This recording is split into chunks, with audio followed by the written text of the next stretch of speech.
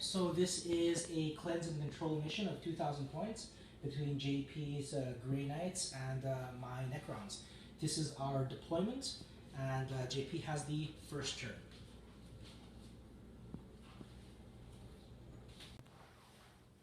Okay, so JP had a very fast first turn, fast as in being able to get into my lines.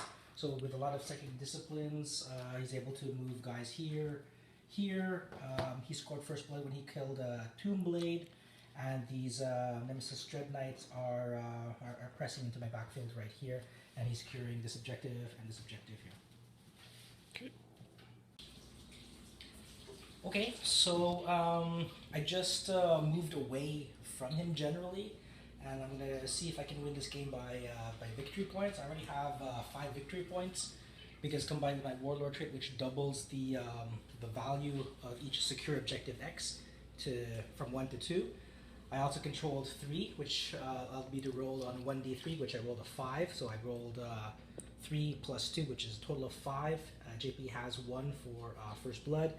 And I just want to stay away from him, and these guys are so fast, so mobile, and his power is concentrated into like fewer units. And I have jet bikes which can zoom around the battlefield scoring objectives as they go. And then my Doomsides will come in, hopefully he'll expose himself, and I'll cut him down as he tries to engage my guys. And I also have the Triarch Praetorians, which are in reserves. Okay. Okay, so good turn for JP. I was very lucky. This Annihilation Barge is still functional. He rolled like 4 ones and nothing happened here. My Warlord was killed in melee here. The Canoptic Wraith is keeping these guys engaged. These Terminators swept through a Canoptic Wraith, and that's where we are right now. And I'm also being engaged right over here. Oh yeah, I'll roll for my Doomsides. 1, 2, 3. Okay, so it's the end of turn 2, overall turn 2, and it's going to begin turn 3. And my Air Force came in through there, and they, along with these guys here, they killed the 2 Dread Knights, which was a big relief. Here I was a little bit disappointed. I thought I was going to do a little bit better. One Canoptic Wraith went down into a melee. This one is down to 1. Over here I was extremely jubilant that this guy is holding up this entire battle group of Grey Knights, because if this guy had fallen that turn, I mean, I have a lot of resources here that are very vulnerable. So at this point, I am going to remember next turn to put in my Triarch Praetorians. And that's the end of the turn. Okay, so that's the end of JP's turn 3. This Canoptic Wraith finally fell in combat, as well as that one there. And miraculously, these Paladins failed their charge by, I think, 1 inch onto this Annihilation Barge, and that is the battlefield where we are right now. I just rolled for reserves, and my 2 other Doomsides, as well as my Triarch Praetorians, are coming in. Okay, so this was the end of Necron's turn 3, and I felt that was a particularly good turn. These Doomsides came on. They took out this group of Paladins. Drago was even wounded from shooting from this Annihilation Barge. The Annihilation Barge down here, it fled behind down there, moving 18 inches, shooting from these jet bikes, and the charge from the Canoptic Wraith and the jet bike eliminated that group over there. So it is now the beginning of turn 4. So this is the end of JP's turn 4.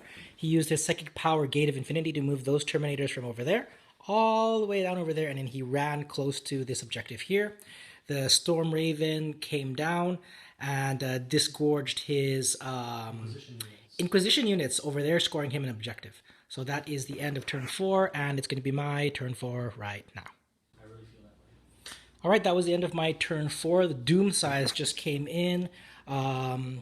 Reduced this unit of Paladins. Drago is down to 2 wounds. And over here, onto this side, there was some good shooting from the Doomsides, which destroyed the Storm Raven gunship. It's a wreck now.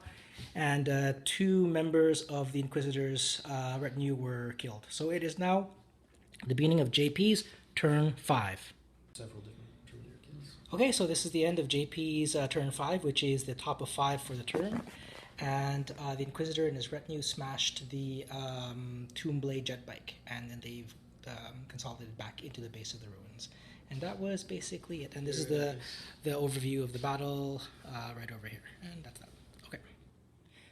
This is the end of turn 5. The game will continue on to turn 6. Firing from the 2 Doom sides struck down Kaldor Drago as well as his retinue. And I'm scoring like a mad amount of points. I mean, my Praetorians finally arrived down over there. I'm scoring like over 14 points anyway. Mad amount of points. Okay, so JP begins his turn 6. And the only thing that he has left on the board actually is over onto this side is the Inquisitor and the Inquisitor's retinue. That's it. Okay, so the Triarch Praetorians, they go down to defeat at the hands of the Inquisitor and his retinue. And it's going to be the top of turn 7. Okay, so this is the end of the game, which went to a turn 7. And the remainder of the Grey Knight's forces is hunkering down in the ruins there. And it's clearly a crushing Necron victory. It's like a 23 to 4, 23 to 5. So that is the end of the game.